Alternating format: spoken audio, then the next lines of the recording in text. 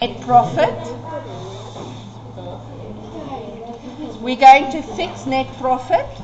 So if we fix net profit, remember, always, in an exam, it's like your head loses its way. So you just quickly put your map down for yourself. Right.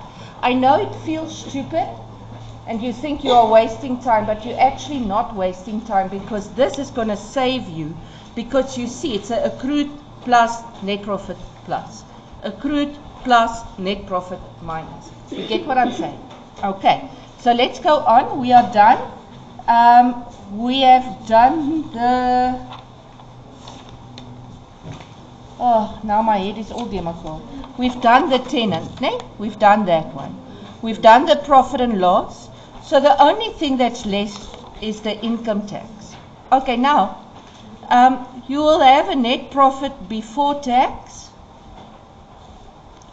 and you'll have a tax, and then you'll have a net profit after tax. And they tell me, now can you see here, they say a further 43 is owed.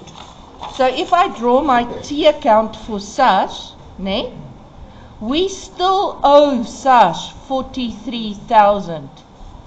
What was my tax? Did they tell me my tax amount somewhere? No, they didn't. But what did they tell me? If I go read here, where's my SASH? Can you see they tell you I've already, paid 155. I already paid 155. So now I have a balance CO 43, balance BD 43, meaning how much is my tax? It's going to be 198. Does everybody understand what I did? Let me repeat again. This side is my income tax that goes to the income statement. This side is my payments. They gave me my payments here. They said I paid 155. And then they say, and what do I usually do? I must compare the income tax with the provisional payments. I must compare them. And now I know the provisional payment is 155. And now they say, oh, the income tax was actually bigger than the provisional payment because I still owe 155 after I have, 43, after I already paid the 155. So how much is the tax? It would be those two together is my tax.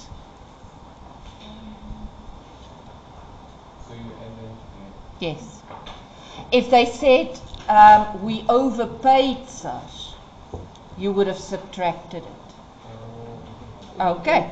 So here goes the 155 plus the 43 gives me 198. And I must remember to minus it. And guys and girls, I'm saying again to you, your brackets in the companies is extremely important. Please, you cannot take the chance not to put your bracket, because most of the times they will say like this, oh, if you can see that you have subtracted the amount. But they can't say you have to see the bracket, because when we get to the cash flow, they do not mark if the bracket is not there. Okay, so what is this total here?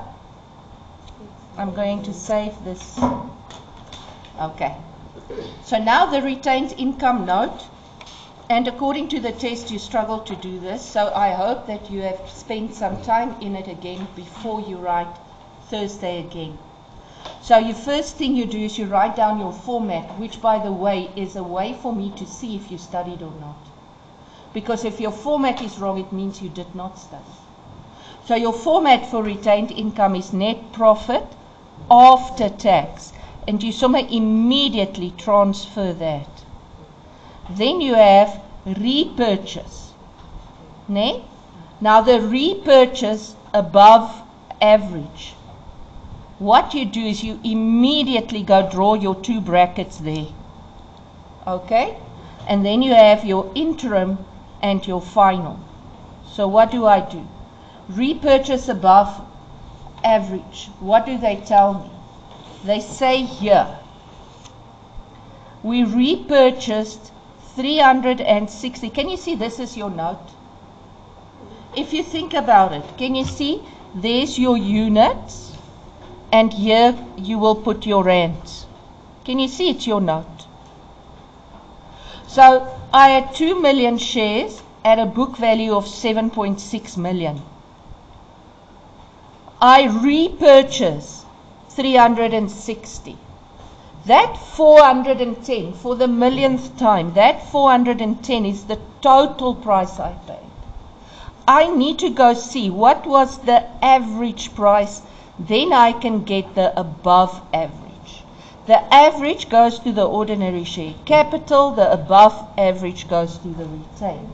How will I get the average price now?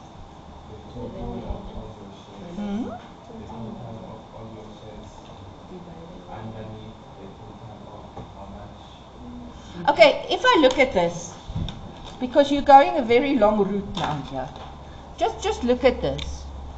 Remember, is there any issued between the opening and the repurchase? There's no issue. So can you see that the opening average is still going to be valid when I sell?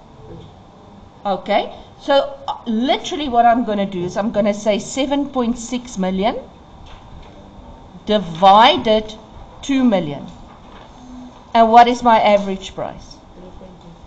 3.38. 3.8. There, I got it. So if my average is 3.8, what is above average? Can you see it's 30? Because it's 410 less 38 gives me 0.3. So 30 cents above average. Nay, how many shares did I buy back? 360. Now let me tell you the wonderful thing about this. You get 2 ticks. 1 tick is usually a bagel. If you remembered your bracket, number 1, and if you have one of the 2 right, now that one you can't have wrong. I'm sorry. But it's important that you show it, because the marker is not going to calculate and work back and see what you used. You have to show it to them for you to get the bagel. So how much is the bagel? 130. 108 Dalmatians. Okay, and can you see the bracket? Okay, now, yes. So let's say it was Okay, so let's say, so the same principle goes here. Let's say this is most now the final. Ne? So if I repurchase here, and there's no issue between the repurchase and the final, then you know the final average is the average that was used with the repurchase. The only thing, listen to me, the only thing that influence or change the average is shares issued. Otherwise, the average stays constant up until you buy shares, sell shares. So let's go again. If I have it like this, here's the opening, here's the closing. Okay? If it looks like this, I have, please listen, I have repurchased and then issued. Then it means their average are the same. If it's like this, opening, issue, repurchase, closing, then it means their average are the same. Can you see? Because there's no issue in between. You guys sharp? This is very important stuff. Let's go on. Next one. So now, this interim dividend, the first place I go, is I go look at my list of balances. Is there a thing that says ordinary share dividends or dividends on ordinary shares? And I see no, everything they give me here is balance sheet. Okay? So, they have to give me information somewhere else. And usually that information is given under a heading there. Usually they can also combine the ordinary shares and dividends in one information place. Okay, but here they split it. So they say, the interim dividends was 295. You guys, you cannot have this wrong because they give it to you. So there's already a tick, which means, because I already have a tick, if I have my bracket here and I added whatever I have here, I can have another bagel. Okay, so now let's see. The final dividends is 20 cents. So now, final, unless they tell you anything else, you always work on the final outstanding. And what's outstanding? 244, 0, 0, 0, 0. And they say it's 20 cents. So that gives me 40, 48. Okay, and this one they also give it marks like this. If you have one of these two right, you get a bagel. Now, how can you have this one wrong? Or even better, how can you have this one wrong?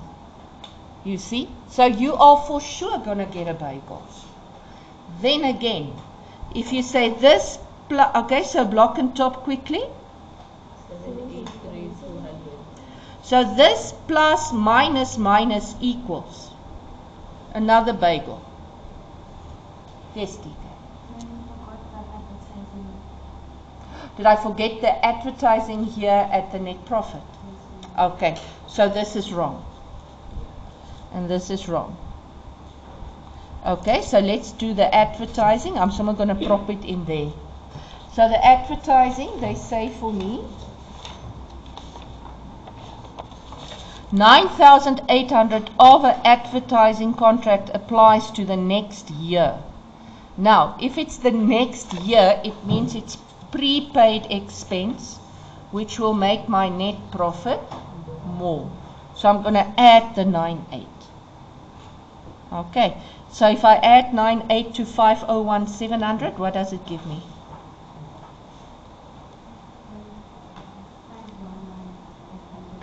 500.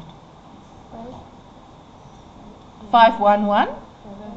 Okay, there we go. Okay, and what's the final retained income? 4? Okay. And it's important that you have these figures, because later on, if I ask you the face of the balance sheet, you need to transfer that. It's the same with this. It can be wrong as wrong can be. But if I can see you took it from there and take it there, then you get your bagel. But if you have no answer there, you just added everything and directly go and put it there. You're not going to earn any marks unless that answer is 100% right. I have to see, this bagels is literally to see, this is a bagel, is literally to see that you transferred from the right place. Okay, so it's a placing mark actually. So let's go. Now they ask me the statement of financial position, balance sheet. Let's do the assets first. So I already got the fixed assets. Let's just quickly see, let's work through the list. So the list tells me my ordinary share capital is 8152. Now if I look at the information, I can take that as right because everything was posted.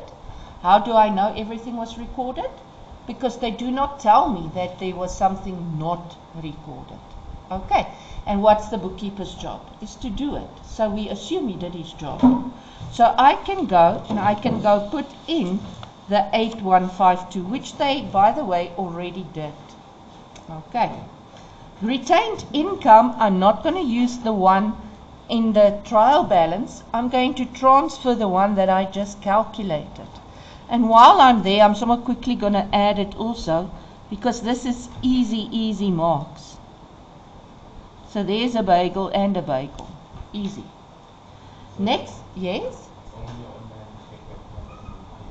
It's only what? Yes, ordinary share. Remember, this is shareholders' equity, which is equal to ordinary share capital and retained income. Okay.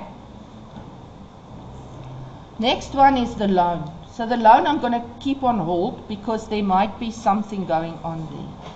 Trading stock, I put in 1102. Net debtors is my receivables, and it's 1090. Then I see bank is favorable, so I just make a little star because I know it's going to be a balancing most probably. SARS I've done. Payables is my creditors, and my creditors is 1906,800.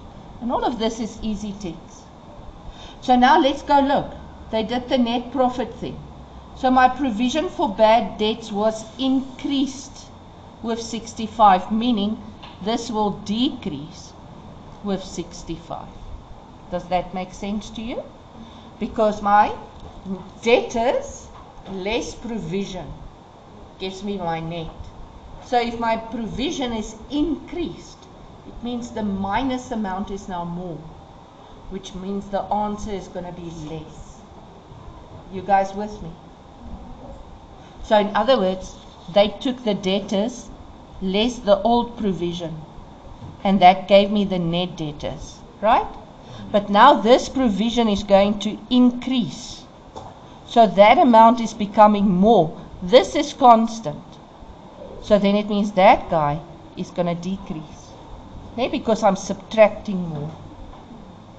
It's like if I had 10 in both situations, it was 7, the answer is 3. Now it's 8, the answer is 2. Can you see if that increases, this decrease? It's the same principle we used with the correction of the net profit. Is everybody with me? Okay, let's go on. Then I see advertising. Advertising was a prepaid expense, so it will go with my receivables. Tenant, a tenant paid in advance, so that will go with my payables. How much was that? 37, no, what is it? 28. Next one, depreciation doesn't matter. 43,000 is owed to SARS, so that means SARS goes here. SARS, income tax, right, is what? 43. No, because it's already paid. Remember, in the balance sheet, I only want to show the part that I still owe to SARS and the part that is owed to me by SARS. Okay. So now all of that is written in. So now let's see if we can finish this baby off. I look and I see they give me the shares is done, the dividends, that final dividend I can put here, shareholders for dividends. And remember, this is the final one, meaning if I look here, it's that 488. Don't be tempted to put the 78. Remember, we already paid the intro. So we only owe the 488, which is already an extra tick for you. Can you see how easy ticks it is? That's already easy ticks. Okay. Next one, I see they say a creditor with a debit balance will be transferred to a debtor. Now, please do not do this without little t's. You've got a debtor, you've got a creditor. Plus, minus, minus, plus. And now let me tell you, it will always be minus, minus, or plus, plus. The one won't plus and the other minus. Okay. So now let's see. They say I have a creditor nee, with a debit balance. Can you see? I'm going to plus and I'm going to plus. So here it will be plus 76 and here it will be plus 76. Okay. And then they say a check for 75 Rand dated was issued to a supplier. Now we don't do checks anymore, so it would have been now a EFT was made, ne, to pay a supplier. So if I pay a supplier, what happens to my bank account? It decreases, but we don't know the bank anyway. But if we did know the bank, I would have subtracted 75 here, and because I'm paying a supplier, it means a creditor, I would subtract 75 here. Okay, now let's see what we can do so far. They give me here the current ratio. So the current ratio is my current assets to my current liabilities. So either I can, they already give me current liabilities. So can you see which one will I be able to calculate? I will definitely be able to calculate current assets, ne? Because they tell me current assets to current liabilities is 0.8 to 1. So how did I get to the 0.8? You guys, this is where maths comes in, so please listen. I have current assets is a X. Current liabilities they gave to me, it's 2.9.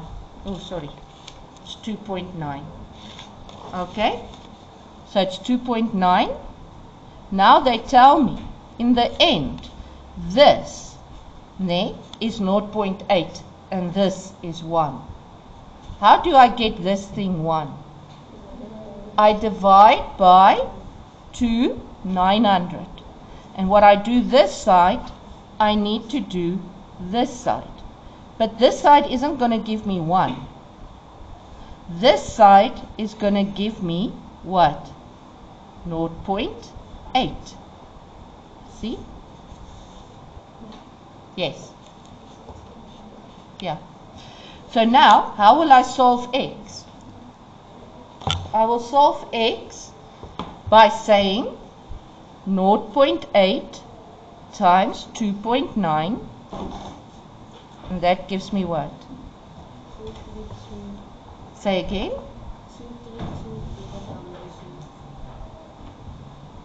Okay, so that 232 will go in here. And this will be 2 ticks.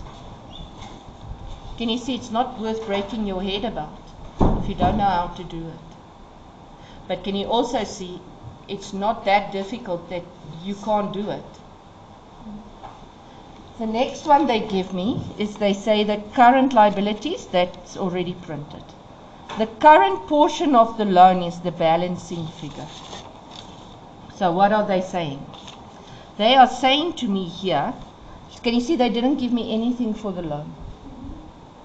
So now what I do is I need to finish this one. Ne?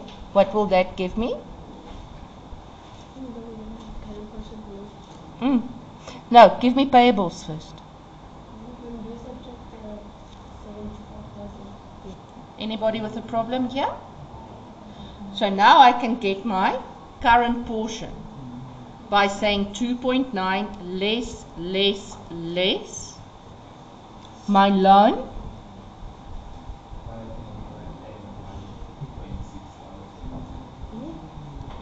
Okay, say again.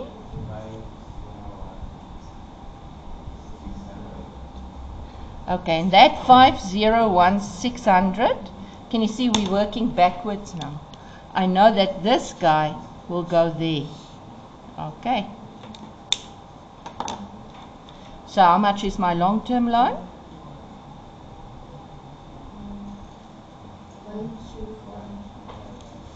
125,600. And remember to block and top. And can you see how everything falls in place now? Because I now know that if I add the equity, the long term and the short term, I'll get the total, which is what?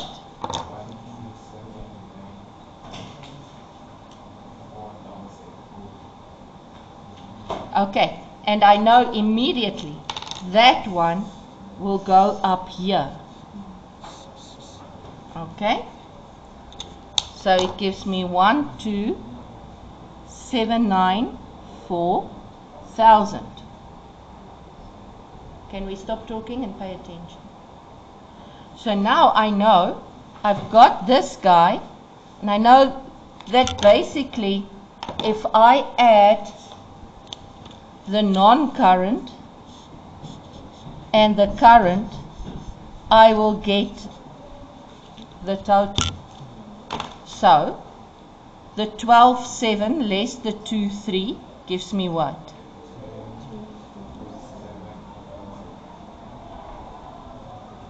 And now I can get the